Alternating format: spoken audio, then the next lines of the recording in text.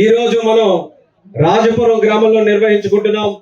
కార్యక్రమానికి అధ్యక్షత వహిస్తున్నటువంటి స్థానిక శాసనసభ్యులు మనందరికీ కూడా ఎంతో ఉత్సాహంగా ఇచ్చాపురం నియోజకవర్గానికి వెన్నుదన్నుగా ఉంటూ ఎవరికి ఎప్పుడు ఏ సమస్య వచ్చినా సరే నేనున్నానని ధైర్యం ఇచ్చేటటువంటి నాయకుడు సోదరులు అశోక్ అన్న గారికి, అలాగే వేదికను అలంకరించినటువంటి పెద్దలు మనందరి అభిమాన నాయకులు ఈ రోజు చంద్రబాబు నాయుడు గారికి రాష్ట్రంలో రాష్ట్ర మంత్రివర్గంలో కుడి భుజంగా ఉంటూ ఆంధ్రప్రదేశ్ రాష్ట్ర రాజకీయాల్లోనే బాహుబలిగా ఎదిగినటువంటి వ్యక్తి రాష్ట్ర మంత్రివర్యులు కుటుంబ సభ్యులు బాబా అచ్చెన్నాయుడు గారికి, అలాగే కలెక్టర్ గారు యువకుడు, ఉత్సాహవంతుడు, ఏదో చేయాలన్నటువంటి తపనతో ఈ రోజు శ్రీకాకుళం జిల్లా వచ్చి చాలా అన్ని కార్యక్రమాలకి కూడా ఫౌండేషన్ వేసినటువంటి స్వప్నిల్ దినకర్ గారికి, అలాగే మన అందరి తాలూకా కుటుంబ సభ్యురాలు, మరి ముఖ్యంగా రాజపురం గ్రామానికి గురించి చెప్పుకుంటే గౌతు వారి కుటుంబం నుంచి ఉన్నటువంటి సత్సంబంధాలను గుర్తించి ఈ రోజు మళ్ళీ ఈ యొక్క కార్యక్రమాన్ని విజయవంతం చేయడానికి మనతో కూడా పాలు పంచుకున్నటువంటి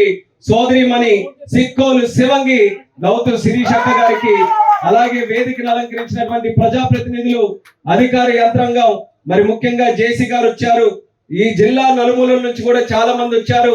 మరి వారందరితో పాటు ఇందులో కార్యక్రమంలో పాల్గొంటున్నటువంటి రాజపురం గ్రామస్తులకి, గ్రామ పెద్దలకి, సోదరిమణులకి అందరికీ కూడా నా హృదయపూర్వకమైనటువంటి నమస్కారాలు తెలియజేసుకుంటున్నాను. ఎన్నికల తర్వాత మీ అందరితో పాటు ఈ కార్యక్రమంలో పాల్గొనడం చాలా ఆనందంగా ఉంది.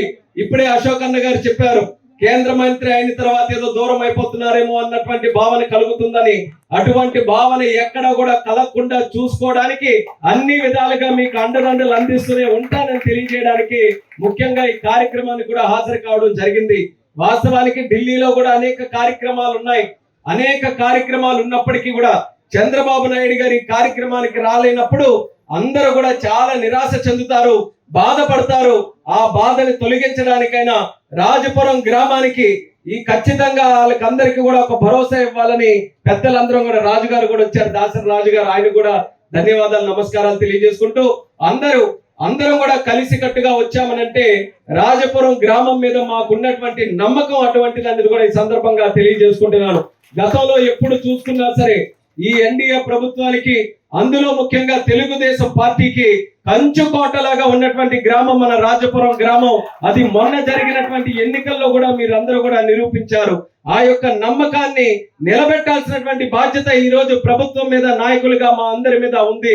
అందుకనే అచ్చెన్నాయుడు గారికి ఎప్పుడైతే ముఖ్యమంత్రి చంద్రబాబు నాయుడు గారు ఎక్కడ నుంచి కార్యక్రమం మొదలు పెడతామనంటే మా ఈశాన్య ప్రాంతం ఇచ్చాపురంలో రాజపురం గ్రామం నుంచి ఈ యొక్క కార్యక్రమం మొదలు పెట్టాలని ఆ గొప్ప గౌరవం మన గ్రామానికి ఈ రోజు ప్రభుత్వం అందించడం జరిగిందని తెలియజేసుకుంటున్నాను.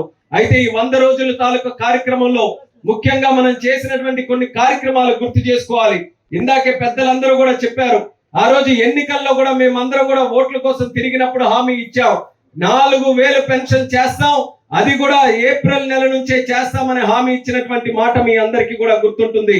ఆ రోజు చాలా ఆనందపడ్డారు మహిళలు కూడా. ఇది మంచి కార్యక్రమం అవుతుంది, ఇది ఖచ్చితంగా ఈ ప్రభుత్వం వచ్చిన తర్వాత చేయాలని చాలా మంది ఆశీర్వదించారు.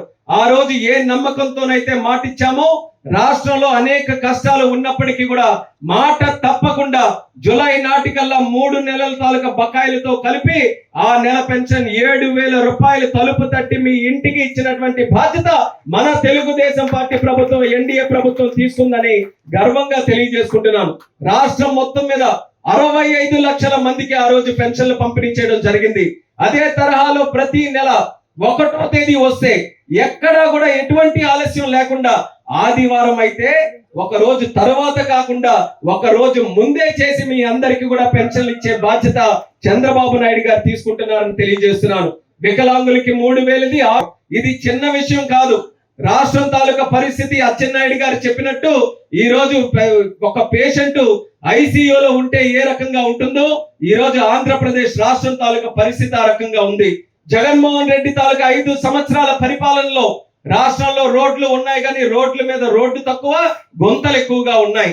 ట్యాప్లు, పైప్ లైన్లు ఉన్నాయి, కానీ ఆ పైప్ లైన్ లో నీరు తక్కువ, గాలి ఎక్కువగా ఉంది. కాలువలు ఉన్నాయి, కాలువల్లో సాగునీరు తక్కువ, మట్టి ఎక్కువగా ఉంది. ఈ రోజు రాష్ట్రంలో ఖజానా చూసుకుంటే డబ్బులు తక్కువ, అప్పులు ఎక్కువతో ఈ రోజు ఉన్నటువంటి రాష్ట్రాన్ని మళ్ళీ గాడిలో పెట్టాలని అంటే చిన్న విషయం కాదు. కానీ చంద్రబాబు నాయుడు గారు ఆయనకున్నటువంటి ఆలోచనలతో, ఆయనకున్నటువంటి అనుభవంతో కష్టాలు ఎన్నున్నా పర్వాలేదు మనం భరిద్దాం, కానీ ప్రజలు మాత్రం మన అందరికీ కూడా ఎంతో నమ్మకం పెట్టుకొని గెలిపించారు. ఆ నమ్మకాన్ని మాత్రం మనం ఒమ్ము చేయకూడదని అంచెలంచెలుగా ఒక్కొక్క కార్యక్రమాన్ని మొదలు పెట్టుకుంటూ వస్తున్నాం.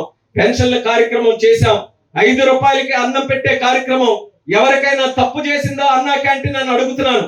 ఎందుకు మూయించాపు కొట్టాడు, ఎంతమంది ఆకలితో ఎన్ని ఇబ్బందులు పడ్డారు ఆ రోజు. అటువంటి అన్నా క్యాంటీన్లు కూడా తెరిపిస్తామని 100 రోజుల్లోనే సుమారు 170 అన్నా క్యాంటీన్లు తెరిచినటువంటి ప్రభుత్వం మన ఎన్డీఏ ప్రభుత్వం అనేది కూడా ఈ సందర్భంగా తెలియజేసుకుంటున్నాను. అలాగే వాటితో పాటు ఉద్యోగాల కోసం అలమటిస్తున్నాం. మనం అందరం పిల్లలకి చదివిస్తున్నాం, ఉద్యోగాలు లేవు.